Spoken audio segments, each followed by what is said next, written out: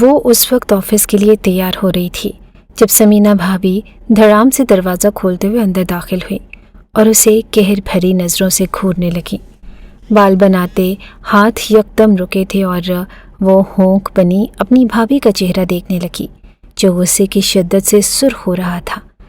کیا ہوا ہے بھابھی، آپ مجھے ایسے کیوں دیکھ رہی ہیں؟ اس نے حیرت سے سمینا کو دیکھتے ہوئے پوچھا، جبکہ سمینا کی آنکھوں میں سرخی اس کے اندر چلتے طوفان کا پتہ دے رہی تھی۔ آج کل کچھ زیادہ ہی لیٹ آنے لگی ہو تم۔ تمہارے بھائی نے کہا تھا کہ تم سے اچھی طرح پوچھ لوں، آخر اور کتنی عزت خراب کرو گی ان کی؟ اونچی آواز سے پھنکارتے ہمیشہ کی طرح بال کی کھال اتار رہی تھی۔ بھیا کہاں ہیں؟ میں خود ان سے بات کر لیتی ہوں، اس نے اصلی نرم اور سنجیدہ لہجے میں کہا، اور اس کی بات سن کر سمینا کو مزید پتنگے لگ چکے تھے۔ یعنی وہ اسے اگنور کر کے ڈائریکٹ اسون سے بات کرنا چاہتی تھی جو اسے ہرگز بھی قابل قبول نہ تھا، اور ان دونوں کی اونچی آواز سن کر زبیدہ بیگم بھی بکھلائی ہوئی کچن سے اس کے کمرے میں آ گئی۔ کیا ہوا بیٹا تم دونوں کو صبح صبح؟ انہوں نے آتے ہوئے نرمی سے پوچھا، جبکہ شال کو کندھوں پر ڈال کر اس نے بیگ اٹھا لیا تھا۔ کچھ نہیں امی، مجھے لگتا ہے کہ بھابھی کو پھر کوئی دورہ پڑا ہے، آج ضروری میٹنگ ہے، ہو سکتا ہے تھوڑی سی لیٹ ہو جاؤں، آ کر اسون بھائی سے تفصیل سے بات کرتی ہوں۔ اس نے سمینا کو مکمل اگنور کر دیا تھا، اور سمینا تو غم اور غصے کا شکار ہو چکی تھی۔ وہ اس گھر کی بڑی بھابھی تھی، لیکن آج تک اس کی ہمنا سے نہیں بن پائی، اور وجہ تھی ہمنا کا خود اعتماد رویہ اور اپنے پیروں پر کھڑی ہونے والی عادت۔ وہ ہمیشہ یہی چاہتی تھی کہ سب کی طرح ہمنا بھی اس کے اشاروں پر ناچے، اور یہ بات ہمنا کو قابل قبول نہ تھی۔ کچھ سال پہلے ہی ان کے باپ کا انتقال ہو گیا، اور گاؤں میں اچھی خاصی زمین ہونے کی وجہ سے اسون کو اپنے باپ کی جگہ گاؤں کا سرپنچ مقرر کر دیا گیا۔ گاؤں میں ان کی اچھی خاصی عزت تھی، لوگ ان کی بے پناہ عزت کرتے تھے اور اسون کی بات کو اچھی خاصی اہمیت دیتے تھے، اور وجہ تھی اکرام صاحب کی حکمت اور دانائی۔ ان کی بلند اخلاقی کا یہ عالم تھا کہ گاؤں کا سب سے امیر کبیر گھرانہ نہ ہونے کے باوجود انہیں یہ حیثیت حاصل تھی کہ وہ بڑی بڑی پنچایتوں میں فیصلے کیا کرتے تھے، اور یہی وجہ تھی کہ اسون ہرگز نہیں چاہتا تھا کہ اس کی بہن کسی بھی آفس میں جاب کرتی پھرے، لیکن ہمنا نے ہمیشہ کی طرح اس سے ضد لگا لی۔ بھیا، میں نے تعلیم حاصل کی ہے اور میں اپنے پیروں پر کھڑا ہونا چاہتی ہوں۔ میں آپ کو اس بات کا یقین دلاتی ہوں کہ آپ کو میری وجہ سے کبھی اپنا سر نہیں جھکانا پڑے گا، اور ہمیشہ کی طرح اسون کو اس کی ضد کے آگے ہار ماننا پڑی۔ اب وہ صرف اس کا بھائی نہیں بلکہ باپ تھا۔ اس نے کچھ عرصہ پہلے ہی سمینا سے لو میرج کی تھی، اور یہی وجہ تھی کہ سمینا ان کے سر پر سوار رہتی۔ اسون کے گھر سے جاتے ہی وہ زبیدہ بیگم کے ساتھ بد اخلاقی پر اتر آتی، اور ہمنا کے ساتھ تو شروع دن سے ہی اس کی بات نہیں بن پائی تھی۔ وہ چاہتی تھی کہ ہمنا کسی بھی صورت جاب نہ کرے، لیکن اسون کو منانے کی وجہ سے اس نے ایک بار پھر اپنی بھابھی سے جھگڑا مول لے لیا۔ آئے روز ان کی کسی نہ کسی بات پر بحث ہو جاتی، اور وہ کبھی بھی اسے خود سے آگے بڑھتا ہوا نہیں دیکھ سکتی تھی۔ اسی وجہ سے اس نے اسون کو بھی ہمنا سے اچھا خاصا دور کر دیا۔ ہمنا سے ایک چھوٹا بھائی عباد جو مکمل طور پر گھر کی بحث و مباحثے میں دور رہا کرتا، ہمنا عباد کی بھی ضروریات کو پورا کر دیتی، اور کچھ عرصہ پہلے ہی اسون کو اپنے بھائی کی جانب راغب کر کے سمینا نے اسے اس بات پر قائل کر لیا تھا کہ وہ شاہ اور ہمنا کی منگنی کرتے، کیونکہ شاہ کے گھر والے یہی چاہتے ہیں کہ وہ ہمنا کو اپنے گھر کی بہو بنا کر لے آئیں۔ ہمنا شاہ جیسے چھچورے شخص کی حرکتوں سے اچھی طرح واقف تھی، اور اس کے علاوہ سب سے بڑی بات یہ تھی کہ وہ سمینا کا بھائی تھا، اور وہ جانتی تھی کہ اپنے بھائی بنانے کے بعد سمینا اسے ایک پل بھی سکون سے رہنے نہیں دے گی، لیکن وہ ضد پر اٹکا ہوا تھا، سو اسے حامی بھرنا پڑی اور سادگی سے ان دونوں کی منگنی کر دی گئی۔ سمینا کو اپنی یہ جیت بھی کسی بڑے مارکے سے کم نہیں لگ رہی تھی۔ اسے یقین تھا کہ یہی واحد راستہ ہے ہمنا کی اکڑ کو توڑنے کا۔ اس نے شاہ زیب کے ذریعے بھی دباؤ ڈالا تھا کہ ہمنا جاب چھوڑ دے، لیکن وہ اپنی ضد پر اٹکی رہی، اور اس نے اسون کو صاف کہہ دیا کہ اگر شاہ زیب کو منگنی نہیں رکھنی تو وہ انکار کر سکتا ہے، لیکن ابھی اس پر حکم چلانے کی کوشش مت کرے۔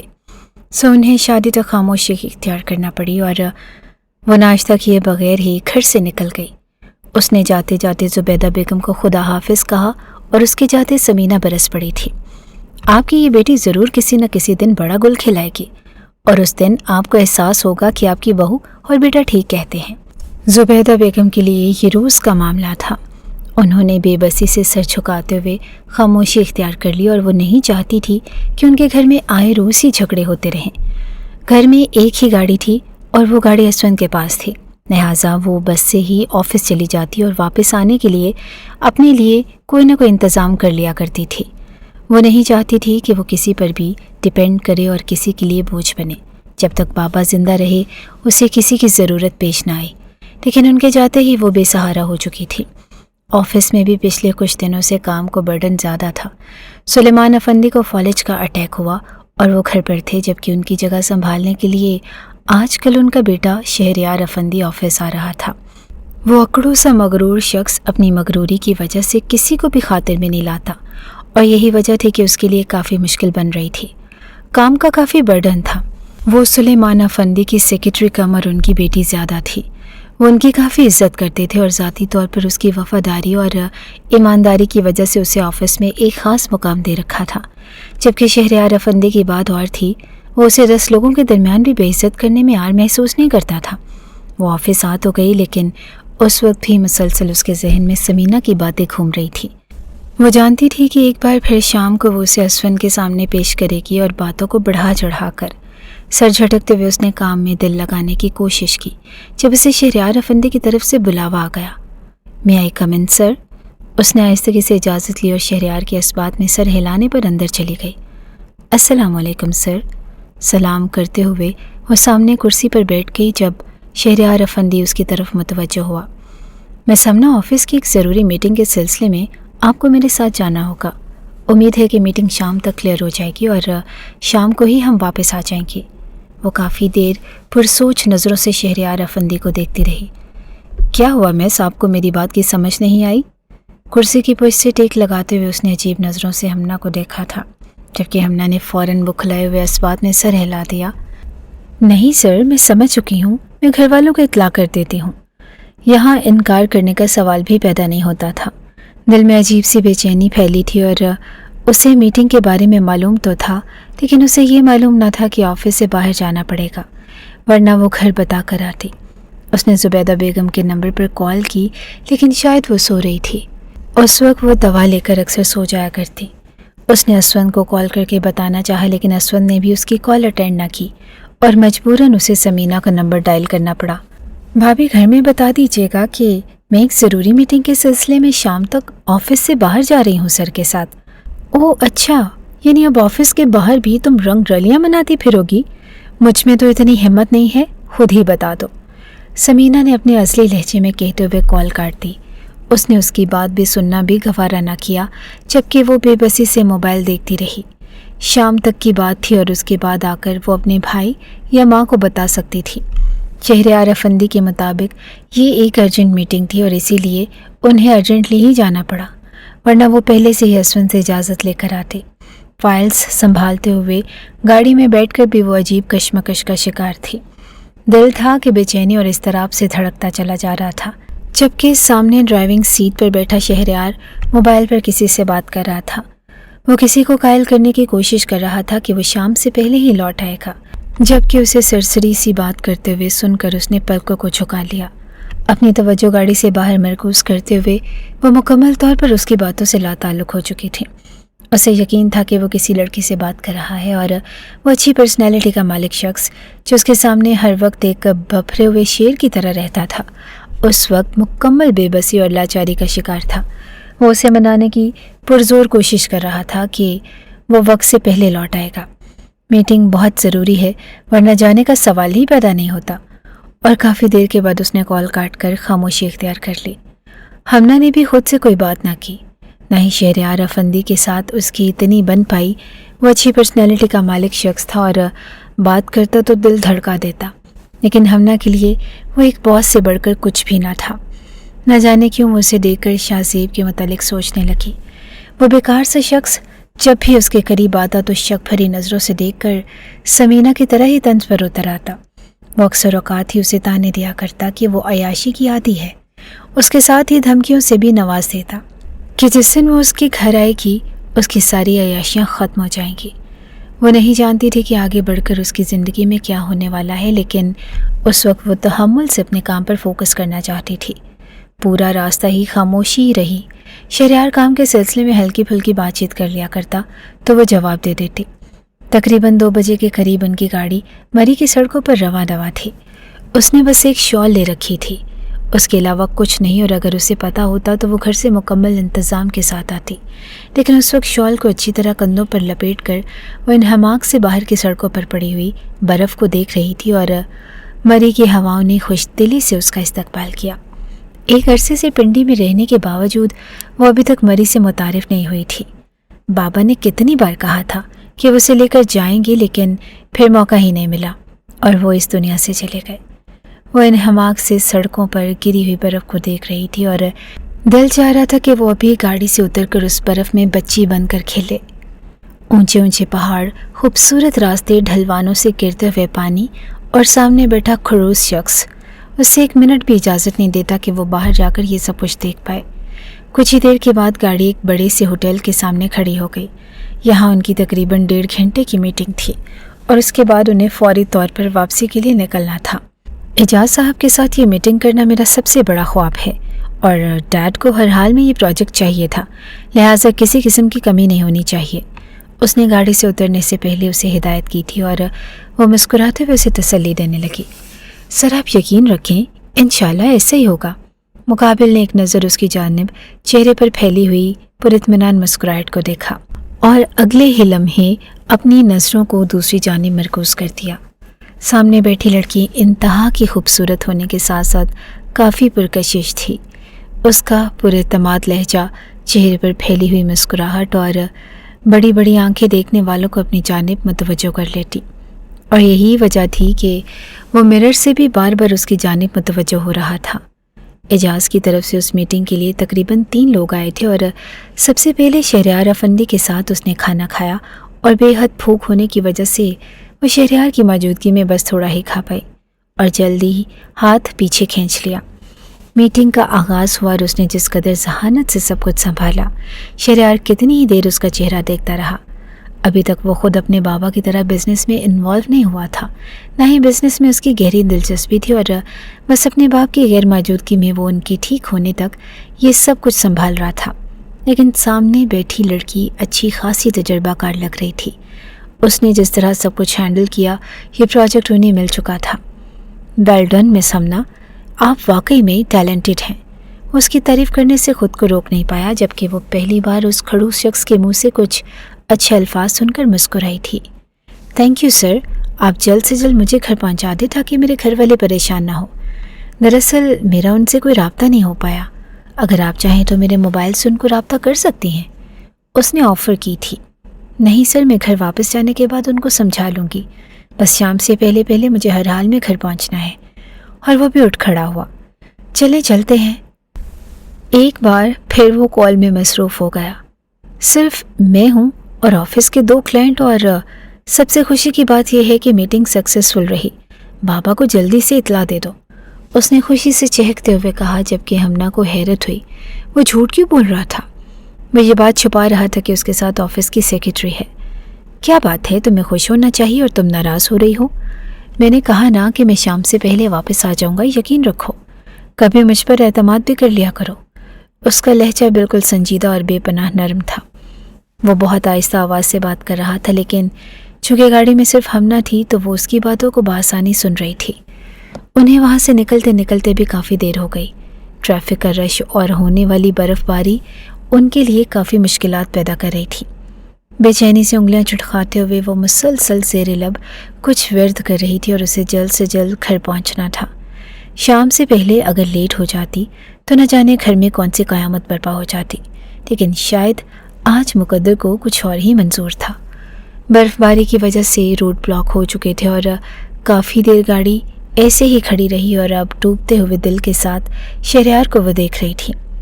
سر کوئی راستہ نکال لیں پلیز، یہاں سگنل بھی نہیں ہے اور مجھے گھر والوں کو اطلاع کرنی ہے۔ وہ کافی پریشان ہو رہی تھی، جبکہ وہ خود اچھا خاصا جھنجھلایا ہوا تھا۔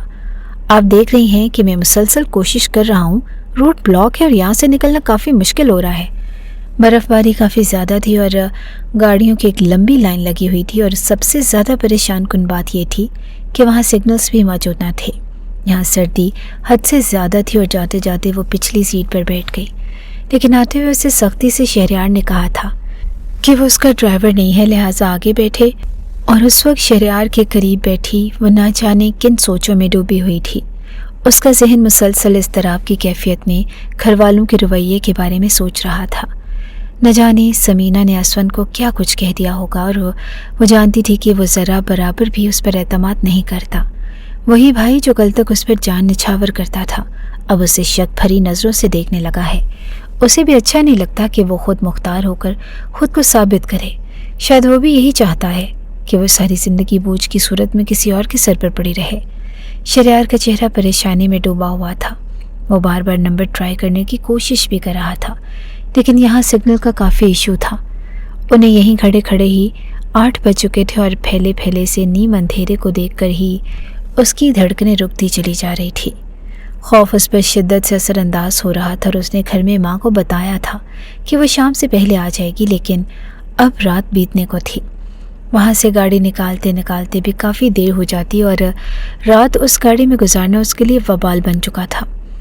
اس سردی کی شدت سے وہ مکمل کانپ رہی تھی، جبکہ ساتھ بیٹھا شخص بھی اس کی حالت سے اچھی طرح واقف تھا۔ وہ خود جس اضطراب سے گزر رہا تھا وہ سوچ بھی نہیں سکتی تھی، لیکن دونوں ہی وجود اپنے اندر چھڑی جنگ کو لڑ رہے تھے۔ کچھ ہی دیر کے بعد اس کی آنکھیں خود بخود بھیگنے لگی اور وہ رونے لگی۔ وہ جانتی تھی کہ گھر میں اس کے ساتھ کیا سلوک کیا جائے گا۔ آپ رو رہی ہیں مس ہمنا؟ آپ جانتی ہیں نا کہ میں پہلے ہی یہاں پر کتنی مشکل کا شکار ہوں، اور آپ میری مشکلات کو بڑھا رہی ہیں۔ اسے اس لڑکی کی اس قدر خوفزدہ ہونے کی امید نہ تھی۔ سر پلیز مجھے گھر ڈراپ کر دیں، یہاں رات گزارنے کا میرا سوال ہی پیدا نہیں ہوتا۔ ریلیکس کریں، میں سب کچھ سنبھال لوں گا۔ میں آپ کے گھر والوں کو بتا دوں گا کہ کافی دیر ہم برف باری کی وجہ سے پھنسے رہے، اور آپ کی طرح میری بھی کچھ مشکلات ہوں گی، تو اس کا مطلب یہ نہیں کہ میں بھی رونا شروع کر دوں۔ وہ ہلکے پھلکے لہجے میں بات کر رہا تھا۔ شاید وہ اس کے اندر موجود بے سکونی کو کم کرنے کی کوشش کر رہا تھا، اور مسلسل ہاتھ رگڑتے ہوئے وہ خود کو گرم کرنے کی کوشش کر رہی تھی۔ جب اس کی حالت دیکھتے ہوئے شہریار نے اپنا کوٹ اتار کر اس کی طرف بڑھایا۔ آپ اسے پہن لیں، ٹھنڈ بہت زیادہ ہے، آپ بیمار ہو سکتی ہیں۔ جبکہ وہ اچھا خاصا وہ کھلا گئی۔ کتنی ہی دیر وہ سرخ نظروں سے شہریار کا چہرہ دیکھتی رہی۔ نہیں سر، اس کی ضرورت نہیں ہے۔ اس نے کوٹ اس کی گود میں رکھ دیا۔ اس وقت اس کی ضرورت ہے۔ آپ تکلفات میں پڑنے کی بجائے اس سے بیمار ہو جائیں گی۔ خود پر سنجیدگی کا لبادہ اوڑے وہ بالکل پروفیشنل انداز میں بات کر رہا تھا، لیکن سامنے موجود لڑکی کی بھیگی بھیگی سی آنکھیں اس کے دل میں عجیب سی بے سکونی پیدا کر رہی تھی۔ وہ مڈل کلاس لوگوں کے رویوں سے اچھی طرح واقف تھا۔ وہ جانتا تھا کہ اگر ان کی لڑکی ایک رات بھی گھر سے باہر گزار لے تو وہ نہ جانے کس طرح کی تشویش کا شکار ہو جاتے ہیں، لیکن اسے یقین تھا کہ وہ اس کے گھر والوں کو سمجھا لے گا۔ ہمنا جیسی خود اعتماد لڑکی کے گھر والے بھی ضرور پڑھے لکھے ہوں گے، جبکہ دوسری جانب ہمنا کے گھر قیامت برپا تھی۔ سمینہ نے تو گھر سر پر اٹھا لیا تھا، اور اس نے اسون کو کھلے لفظوں میں کہہ دیا تھا کہ اس کی بہن نہ جانے کس کے ساتھ رات گزارنے چلی گئی۔ اس نے بتانا بھی ضروری نہ سمجھا اور اپنا نمبر ہی آف کر رکھا ہے۔ زبیدہ بیگم کا تو رو رو کر برا حال تھا۔ آج تک ایسی کوئی حرکت نہ ہوئی تھی جس کی وجہ سے انہیں اسون کے سامنے شرمندہ ہونا پڑے، لیکن آج اپنی بیٹی کی وجہ سے وہ شرمندگی کا شکار تھی۔ وہ ایسا نہیں کر سکتی۔ سمینہ بیٹا، تم اچھی طرح جانتی ہو کہ وہ ضرور کسی مشکل کا شکار ہوگی۔ اسون کو اس کے آفس جا کر پتہ کرنا چاہیے۔ اور وہ ان پر اچھا خاصا دھاڑا تھا۔ یہ سب کچھ آپ کی ڈھیل کا نتیجہ ہے امی۔ میں نے پہلے روز ہی کہہ دیا تھا کہ جاب کرنے کی ضرورت نہیں ہے، آخر اسے کس چیز کی کمی ہے، اور آج تو اس نے حد ہی پار کر دی۔ امی یہ ٹھیک کہتی تھی، مجھے اس پر اعتبار ہی نہیں کرنا چاہیے تھا۔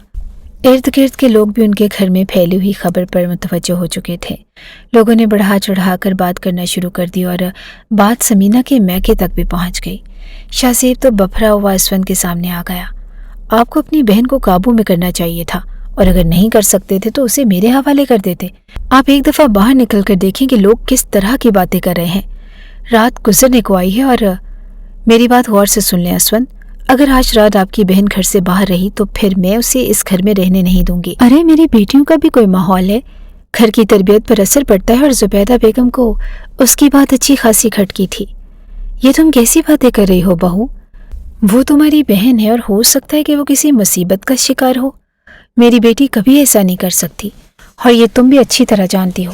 اگر آپ کی بیٹی کسی مصیبت کا شکار تھی تو وہ فون کر کے اطلاع تو کر سکتی تھی، لیکن اس پر تو خود مختاری کا بھوت سوار ہے۔ وہ کیوں کسی کو اپنی مشکلات کے بارے میں بتائے گی؟ آپ بھی مان لیجئے خالہ جان، اب آپ کی بیٹی ہاتھوں سے نکل گئی ہے۔ یہ فجر کی نماز کے بعد کا وقت تھا جب دروازے پر ہارن ہوا और असवन ने हैरत से दरवाजे को देखा। कुछ ही देर के बाद दरवाजे पर दस्तक हुई और असवन ने किसी भी भपरे हुए शेर की तरह जाकर दरवाज़ा खोला। जब सामने खड़े शहरयार अफंदी को देखकर उसने हैरत से उसके पीछे खड़ी बहन को देखा और फिर हाथ बढ़ाते हुए उसे अंदर खींच लिया। वो किसी कटी हुई शाख की तरह असवन के खींचने पर अंदर दाखिल हो गई, जबकि शहरयार दरवाजे पर ही खड़ा था। शहरयार के सामने उस तरह का रवैया देकर उसे अच्छी खासी शर्मिंदगी हुई। देखिए, हम बहुत बड़ी मुश्किल का शिकार थे और मरी में बर्फबारी की वजह से रोड ब्लॉक हो चुका था और हमें काफ़ी देर हो गई, बल्कि पूरी रात ही गुजर गई। आप लोग इतना तो कॉम्प्रोमाइज़ कर सकते हैं, उसने असवन की जानिब देखते हुए प्रोफेशनल अंदाज में कहा था, जबकि उसकी बात सुनकर असवन ने शिद्दत से उस पर धाड़ा। मैं बहुत अच्छी तरह जानता हूँ तुम जैसे लोगों को, जो हम जैसे लोगों की मजबूरियों से फ़ायदा उठाते हैं। और रही बात मेरी बहन की, तो मैं खुद उसे अच्छी तरह निपट लूँगा। आपको सफाइयाँ देने की ज़रूरत नहीं है। आहिस्ता आहिस्ता आसमान पर सूरज फैलता जा रहा था और घर के इर्द गिर्द बने करीबी घरों के लोग भी उनकी जानिब मुतवज्जो हुए थे। असवन जिस कदर धाड़ कर शहरयार को कह चुका था कि शहरयार का चेहरा ही जिल्लत के मारे सुर्ख हो गया। आज तक उसने किसी की भी इतनी ऊंची आवाज़ नहीं सुनी थी। मैं साफ लफ्ज़ों में कह रही हूँ, इस लड़की की मेरे घर में कोई गुंजाइश नहीं है। रही बात मेरे भाई की, तो वो रात ही उससे ताल्लुक़ ख़त्म करके गया है। उसने दुख भरी नज़रों से समीना को देखा। भाभी, मैंने आपको कॉल की थी। और समीना ने आगे बढ़ते हुए उसे बाजू से पकड़कर झंझोड़ डाला। मेरे सामने ये नाटक करने की ज़रूरत नहीं है। ना ही तुमने मुझे इत्तला दी थी और ना ही किसी किस्म की कॉल मुझे रिसीव हुई थी। मुझे क्यों शामिल कर रही हो अपनी अय्याशियों में? मैं अच्छी तरह जानती हूँ कि इस शख्स के साथ रात गुजार कर। और शहरयार हैरत से समीना का चेहरा देखता रहा। ज़ुबैदा बेगम तो बस उसे देख कर रोए ही जा रही थी। उन्हें अपनी बेटी पर यकीन था, लेकिन उस वक्त वो कुछ भी करने के काबिल ना थी। हत्ता कि उसका भाई इबाद भी खामोश खड़ा था और शायद वो भी उनकी बातों में आ गया था। चाहे उसने हमना पर किसी तरह का कोई इल्ज़ाम नहीं लगाया था, लेकिन उसकी खामोशी भी हमना के लिए दुख का बाइस बन रही थी। आज के बाद अगर तुम अपनी बेटी बहन की ज़िंदगी का फ़ैसला अच्छी तरह ना कर सको, तो हमारे फ़ैसला में भी पड़ने की ज़रूरत नहीं। अगर ये कोई और लड़की होती तो यहाँ पंचायत खड़ी कर ली जाती, लेकिन ये असवन की बहन है, तो हर कोई मुकम्मल खामोश है। गली में कुछ मर्द और भी जमा हो गए और ये वक्त हमना के लिए मर मिटने का मुकाम था। वो सोच भी नहीं सकती थी कि उसके साथ ये सलूक किया जाएगा और मजबूरन असवन को खामोशी इख्तियार करना पड़ी। अगर ये आपके साथ किसी मीटिंग में भी थी, तो भी मेरी गैरत ये गवारा नहीं करती कि ये रात भर आपके साथ बाहर रही है और अब तुम इससे निकाह किए बगैर इस गांव से बाहर नहीं जा सकते। शहरयार के सर पर गोया बॉम्ब फूटा और वो हैरत से शहरयार को देखती रही, जिसके चेहरे की सुर्ख रंगत उसके दिल में मौजूद नफरत का पता दे रही थी। वो यहाँ आकर हकीकत में फंस चुका था। देखिए, आप लोग ऐसा कैसे कर सकते हैं? ये दो लोगों की ज़िंदगी का सवाल है और वैसे भी आपकी बहन एक पाकबाज लड़की है। और समीना बफरे हुए उसकी जानिब बढ़ी। अगर ये इतनी ही पाकबाज है तो इसे अपने निकाह में लेकर यहाँ से चले जाओ। हम इसे मजीद अपने घर नहीं रख सकते। शहरयार ने पलटकर हमना को देखा, जिसकी आंखें रो रो कर सुर्ख हो चुकी थी। छोटी सी सुर्ख नाक और कपकपाते हुए होंठ। वो दुख और शर्मिंदगी से शहरयार को देख रही थी। उसे यकीन था कि यहाँ मौजूद लोग उसे निकाह किए बगैर यहाँ से जाने नहीं देंगे, लेकिन वो निकाह नहीं कर सकता था और वो अपनी ज़िंदगी में बिखरे हुए रिश्तों से पहले भी अच्छी तरह वाकिफ़ था। उसने उन लोगों की मिन्नत कर डाली, लेकिन उसके इल्तिजाया लहजे पर भी असवन का फ़ैसला रत्ती बराबर भी नहीं बदल पाया और कुछ ही देर के बाद काजी का इंतज़ाम कर दिया गया। आज दोनों तरफ से ज़बरदस्ती की जा रही थी। जहाँ हमना हैरत और बेयकीनी का शिकार थी, वहीं शहरयार अपनी जगह साकित बैठा था। उसे यकीन ही ना था कि वो इतनी मुश्किलात में फंस जाएगा और अगर उसे ज़रा भी अंदाज़ा होता तो वो मीटिंग कैंसिल कर देता, लेकिन अपनी ज़िंदगी पर एक बोझ में इजाफा ना करता। कुछ ही देर के बाद काजी साहब ने हकीकत में निकाह पढ़ा दिया और वो एक ऐसे रिश्ते में फंस चुकी थी जिसका कोई सर पैर ही ना था। वो नहीं जानती थी कि मुकाबिल उसके साथ क्या सलूक करेगा और वो अच्छी तरह जानती थी कि वो उसकी ज़िंदगी में थोप दी गई है। उसकी ज़िंदगी में पहले भी कोई और है, लेकिन उसे ये यकीन ना था कि उसका भाई उसके साथ ये सब कुछ करेगा। उसने आखिरी बार जाने से पहले माँ को गले से लगाया और शिद्दत से रो पड़ी। आज उसके घर के दरवाजे उसके लिए हमेशा के लिए बंद हो गए थे। अगर यहाँ के लोग उसे माफ़ कर भी देते तो वो कभी पलट कर यहाँ नहीं आना चाहती थी। चलो गाड़ी में बैठो, शहरयार ने सख्त लहजे में कहा और वो शॉल को समेटते हुए गाड़ी में आकर बैठ गई। वो मुसलसल रो रही थी, इतनी शिद्दत से कि किसी को भी उस पर तरस आ सकता था। और इबाद भी रोती हुई नज़रों से उसका चेहरा देख रहा था, लेकिन उसने भी इबाद से मिलना भी गवारा न किया और खामोशी से उस घर को अलविदा कहकर वहाँ से चली गई। उसने ज़ोर से गाड़ी का दरवाज़ा दे मारा और ड्राइविंग सीट पर बैठते ही उसने अपना गुस्सा धाड़ते हुए उस पर निकाला था। मैं सोच भी नहीं सकता था कि तुम्हारे घर वाले इतने दकियानूसी सोच रखते हैं। तुम मिडिल क्लास लोगों ने मुझे इतनी मुश्किल में डाल दिया है कि तुम्हें अंदाज़ा ही नहीं। वो धाड़ते हुए बावर करवा रहा था और वो कपकपाते हुए वजूद के साथ वहीं बैठी उसे दुख भरी नज़रों से देख रही थी। उस वक्त जो कुछ हुआ था उसकी वजह से हुआ था और सामने बैठे शख्स उसे नफ़रत भरी नज़रों से देख रहा था। कुछ देर के बाद वो गाड़ी एक फ्लैट के सामने खड़ी कर चुका था और फ्लैट से उतरते ही वो उसे अंदर लेकर गया। देखो, ये निकाह चाहे जिस तरह भी हुआ, लेकिन मैं तुमसे कोई रिश्ता नहीं रख सकता। मैं जानता हूँ कि तुम भी बेकसूर हो, लेकिन तुम्हारी मेरी ज़िंदगी में कोई जगह नहीं है, क्योंकि मैं पहले ही शादीशुदा हूँ और मैं अपनी बीवी परीशे से बहुत ज़्यादा मोहब्बत करता हूँ। अगर तुम्हारी वजह से परीशे मेरी ज़िंदगी से चली गई तो सोच लेना कि मैं तुम्हें कभी माफ़ नहीं करूँगा। और वो बस सर झुकाए किस्मत के फैसलों को देखती रही। सामने मौजूद शख्स किसी लड़की से नहीं बल्कि अपनी बीवी से बात कर रहा था। वो शादीशुदा था और सुलेमान अफंदी का इकलौता बेटा था। वो अच्छी तरह जानती थी कि वो उसके सर पर पड़ा हुआ बोझ है। अपने रिश्तों को बचाने के लिए वो एक मिनट नहीं लगाएगा और उसे हमेशा के लिए अपनी ज़िंदगी से निकाल देगा। उससे अच्छी तरह अपने रिश्तों के बारे में बावर करवाने के बाद वो वहाँ से उठकर चला गया और उसने फ्लैट का दरवाज़ा अच्छी तरह बंद कर दिया। दरवाज़ा बंद करते ही वो दरवाजे के साथ टेक लगाए वहीं बैठती चली गई और शिद्दत से रो पड़ी थी, इतनी शिद्दत से कि उसे अब खुदा से शिकवा होने लगा। वह शख्स पहले ही शादीशुदा था और वो उसके सर पर मुसल्लत थी, जबकि घर वालों ने उसे ख़त्म कर दिया था और वो सोच भी नहीं सकती थी कि वो इतनी पस्ती का शिकार हो जाएगी। धुंधलाए हुए चेहरे के साथ वो जैसे ही हवेली में दाखिल हुआ, परीशी उसका इंतज़ार कर रही थी। वो तेज़ी से उसकी जानिब बढ़ी और उसे गिरेबान से थाम लिया। तुमने कहा था कि तुम शाम से पहले घर वापस आ जाओगे, लेकिन तुम किसके साथ थे? पूरी रात गुजर गई, आखिर इतना भी कौन सा ज़रूरी काम था? और उसने नरमी से परीशे के दोनों हाथों को थाम लिया। मैं किसी के साथ नहीं था परीशे, मैं एक ज़रूरी मीटिंग में था और बर्फ़बारी की वजह से रोड ब्लॉक हो चुका था। मुझ पर एतमाद रखो। आज उसकी आंखों में दुख था। परीशे कितनी देर उसका चेहरा देखती रही और अभी 6 माह पहले ही वो दोनों शादी कर चुके थे। दोनों यूनी लाइफ से ही एक दूसरे को बेहद पसंद करते थे। वो परीशे से जितनी मोहब्बत करता था वो उस पर उतना ही शक करती थी। आए रोज़ ही उसके वजूद को उधेड़ कर उसके मुतल्लिक जानने की कोशिश करती रहती, हालांकि उसे यकीन था कि मुकाबिल उस पर जान वारता था। सुलेमान अफंदी इस रिश्ते पर खुश न थे, लेकिन उसके बावजूद उन्हें खामोशी इख्तियार करना पड़ी। ये सिर्फ ये सोचकर कि वो उनके बेटे की पसंद थी, लेकिन शादी के सिर्फ 6 माह बाद ही परीशे ने शहरयार से बहस और झगड़े लगाने शुरू कर दिए। उसे उसके घर से बाहर जाने पर भी एतराज़ था।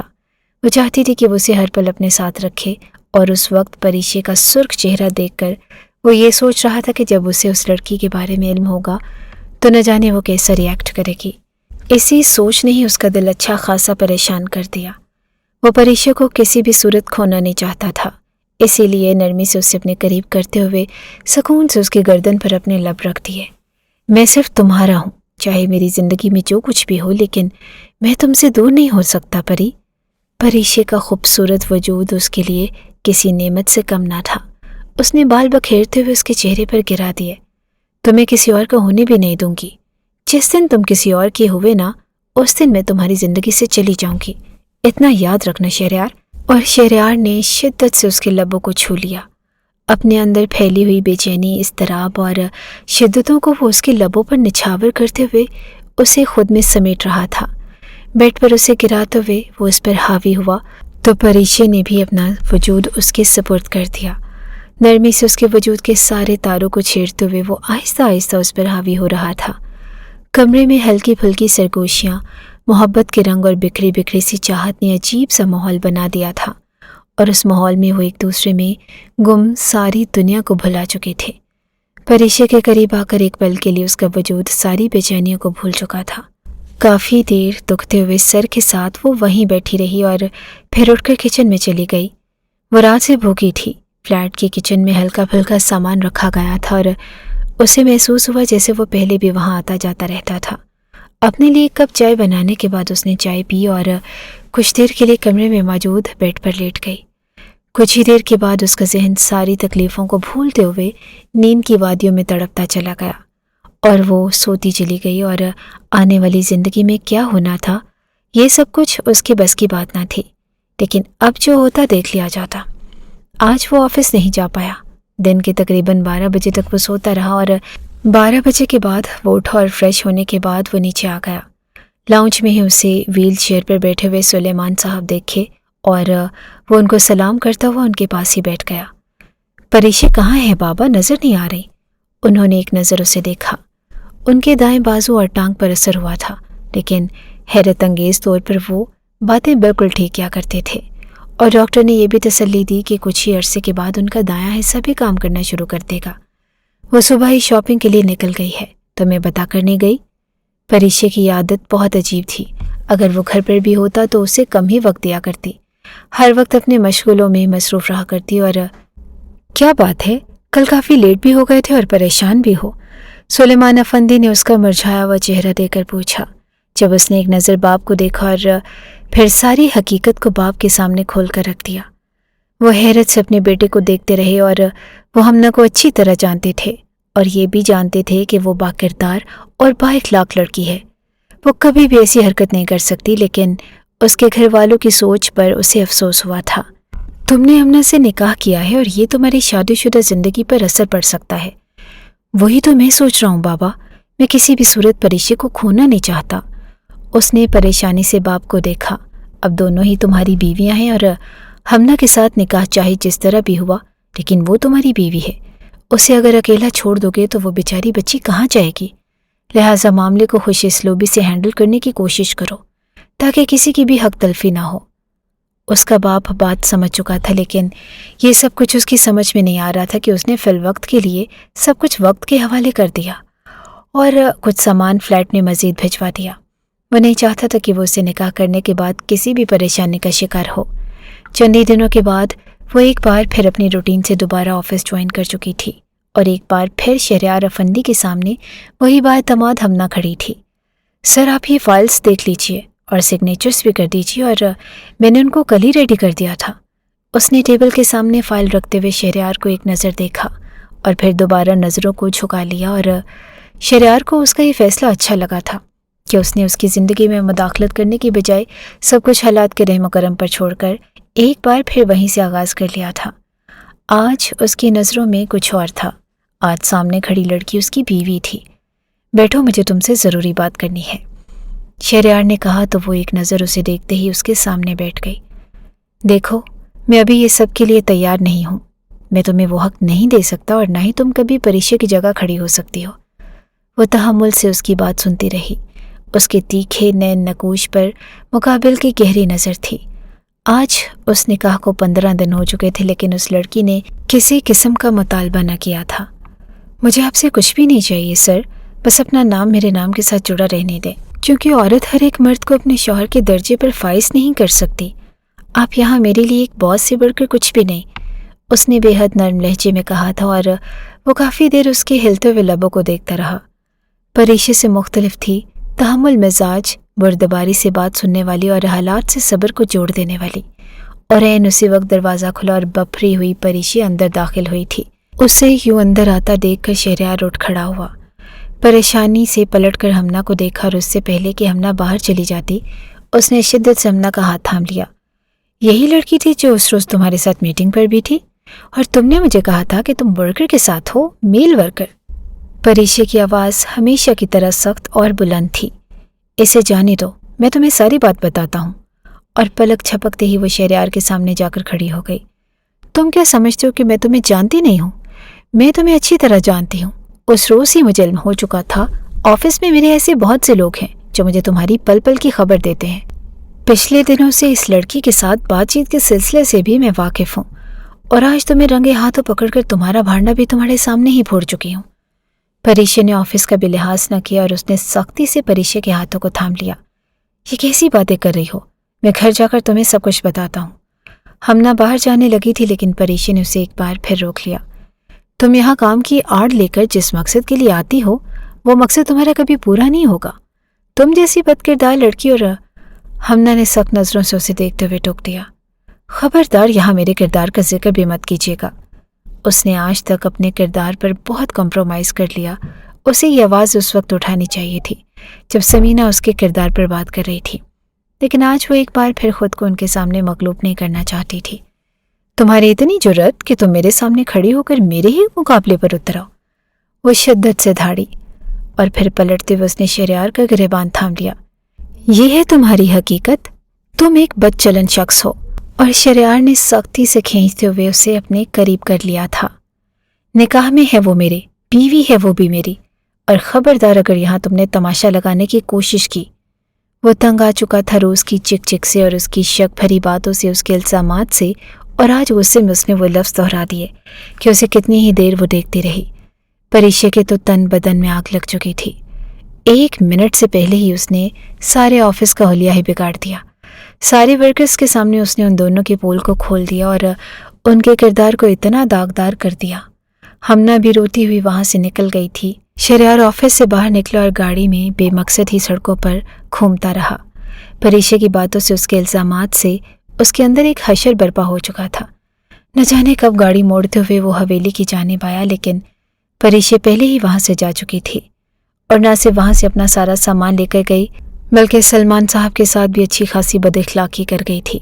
और सुलेमान साहब को तो वो लड़की पहले ही खासी पसंद न थी, लेकिन उस वक्त घर की बहू होने के बावजूद उसका ये रवैया उनके लिए नाकाबिले बर्दाश्त था। कमरे में दाखिल होते ही वो ऊंधे मुंह बेड पर लेट गया और उसे परीक्षा से ये उम्मीद न थी। वो आज तक एक एक पल की उस पर नज़र रखती थी, और आज ऑफिस में भी अपने कुछ ऐसे लोग छोड़ दिए जो उसे पल पल की खबर देते थे। क्या वो शहरयार को इतना बदकिरदार समझती थी? मुसलसल उसके बारे में सोचते हुए वो अपने आने वाली ज़िंदगी को तरतीब दे रहा था, जहाँ उसे मालूम था कि परीक्षा आसानी से वापस नहीं आएगी, लेकिन उसने सोच लिया था कि अगर वो हमना को छोड़ने की कोई भी शर्त आयद करेगी तो वो उसकी शर्त भी मान लेगा। ऑफिस से वापस फ्लैट तक आने वाले सफ़र में कितनी क़यामतें थी, सिर्फ वही जानती थी। वो लड़कियां जिन पर घर वाले एतमाद नहीं करते, उनको मुआशरा भी अच्छे लफ्ज़ों में याद नहीं करता, और इस बात का अंदाज़ा उसे अच्छी तरह हो चुका था। आज उसके साथ जो कुछ हुआ था सब कुछ नाकाबिले बर्दाश्त था, लेकिन इस सब के बावजूद शहरयार का रवैया यही एक पुरसकून बात थी। वो चाहती थी कि वो उसकी बीवी बनकर रहे, चाहे दूसरे ही सही, और वो किसी और शख्स की ज़िंदगी में दाखिल नहीं होना चाहती थी। ज़ुबैदा बेगम अक्सर ही उसे कहा करती थी कि तलाक लेकर दूसरे शौहर तक जाने वाली औरतों की ज़िंदगी में जितनी मुश्किलात होती हैं वो कभी बर्दाश्त नहीं कर पाएगी, और यही वजह थी कि वह शाहजेब से भी मंगनी नहीं तोड़ना चाहती थी। उस शाम ही वो परीक्षा के घर चला गया। उसने लाख मिन्नत समाजत कर ली, लेकिन परीक्षा बात मानने वाली न थी। उसने धुतकारते हुए उसे घर से निकाल दिया और कहा कि वो उसकी ज़िंदगी में ही नहीं रहना चाहती। सिर्फ उसे जलाने की गर्ज से वो अपनी मनमानियों पर उतर आई। वही बातें जो शहरयार मना किया करता था, वो बातें उसके सामने दोहराने लगी। मैं उस लड़की को छोड़ दूंगा, मैं उसे तलाक दे दूंगा, और मैं कसम खाता हूँ कि मैं आज तक उसके करीब नहीं गया। और परीक्षा ने उसकी इस बात पर भी यकीन न किया। न जाने तुमने कब से उसे अपने पास रखा है, अपनी रखेल बनाकर, और आज तुम उसे मेरे सामने अपनी बीवी कह रहे थे। मैं सब कुछ भूल जाऊंगी, लेकिन ये नहीं भूल पाऊंगी। तुमने मुझे धोखा दिया है शहरयार, और अब मैं तुम्हें बताऊंगी कि धोखा किसे कहते हैं। वो उस रोज़ उसके दरवाजे से वापस लौट आया। सुलेमान ने उसे कहा कि वो जाकर हमना को उस घर में ले आए, और ये उनका हुक्म है। अगर परीक्षा उसकी बीवी है तो जब तक परीक्षा उस घर में नहीं आ जाती वो हमना को जाकर ले आए। उसे भी उसकी ज़रूरत है, और वो खुद भी अच्छी तरह जानता था कि वो किन हालात से गुजर रही है। उस रोज़ वह हमना के पास गया तो उसकी मुरझाई हुई शक्ल देखकर ही उसे उसके दिल पर बीती हुई क़यामत का अंदाज़ा था। आई एम सो सॉरी, मैं नहीं जानता था कि उस रोज़ वो इस हद तक चली जाएगी। वो न जाने क्यों उससे माफ़ी मांग रहा था, जबकि हमना ने आगे बढ़कर उसके हाथों को थाम लिया। आपको माजरत करने की ज़रूरत नहीं है, इसमें आपका कसूर नहीं। हम दोनों ही अपनी जगह हालात का शिकार हो चुके हैं। वो रो पड़ी थी, और न जाने कितने दिनों के बाद उस शख्स को भी एक तसल्ली भरी ठारस मिली थी। उसने आगे बढ़ते हुए उसके माथे से अपना माथा टिका दिया। मैं परीक्षा से बहुत मोहब्बत करता हूँ। मैं उसे किसी गलत हाथों में सौंपना नहीं चाहता, मैं उसे खुद से दूर नहीं करना चाहता। वो आज पहली बार उसके सामने दिल खोल रहा था, और उसने नरमी से उसके हाथों को थाम लिया। उसे अपनी ज़िंदगी में लेकर आए, چاہے آپ کو مجھے زندگی سے نکالنا ہی کیوں نہ پڑے، لیکن محبت کو یوں مت جاننے دیجیے کہ یہ آسانی سے میسر نہیں آتی۔ اسے اس لڑکی کے حوصلے پر حیرت ہوئی تھی۔ کیا کوئی لڑکی اتنا بھی صبر کر سکتی تھی؟ اس روز وہ اسے واپس لے کر آیا اور سلیمان صاحب تو اس کے آنے سے ہی نہال تھے۔ انہیں یقین تھا کہ ان کے بیٹے کی زندگی میں ایک اچھی لڑکی کی مداخلت بھی ہو چکی ہے۔ وہ ضرور اسے سمیٹ لے گی، اور اس شام اسے اپنے کمرے میں بلا کر ہی انہوں نے اچھی طرح سمجھا دیا تھا کہ وہ پریشے کی جگہ لینے کی بجائے اس کے دل میں اپنی جگہ بنائے، کیونکہ وہ مکمل طور پر بکھر چکا ہے۔ شہریار اس کے لیے جس قدر معتبر تھا وہ بیان بھی نہیں کر سکتی تھی۔ ایک سلجھا ہوا شخص جو غلط ہاتھوں میں آ کر بکھر گیا، ایک ایسی لڑکی سے دل لگا کر وہ سزا بھگت رہا تھا جو لڑکی اس کی محبت کے قابل ہی نہ تھی، اور پریشے نے آئے روز ہی اپنی دوستوں کو بڑھا کر اپنے خود کو لڑکوں میں انوالو کرنا شروع کر دیا۔ وہ جانتا تھا کہ وہ صرف اسے جلانے کے لیے کر رہی ہے، اور یہ بھی جانتا تھا کہ وہ اسے نیچا دکھانے کے لیے جس بھی حد تک جانا چاہے چلی جائے گی۔ وہ اسے ہر روز لینے کے لیے اس کے دروازے پر چلا جاتا۔ ایک بار وہ اپنے باپ کے ساتھ بھی گیا، لیکن اس کا جواب انکار میں تھا۔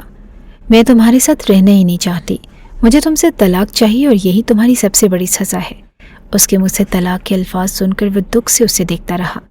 میں تمہیں کبھی طلاق نہیں دوں گا پریشے، تم ہمیشہ میرے نام پر بیٹھی رہو گی، اور اگر آج کے بعد میں نے تمہیں کسی بھی لڑکے کے ساتھ دیکھا تو میں تمہاری ٹانگیں توڑ دوں گا۔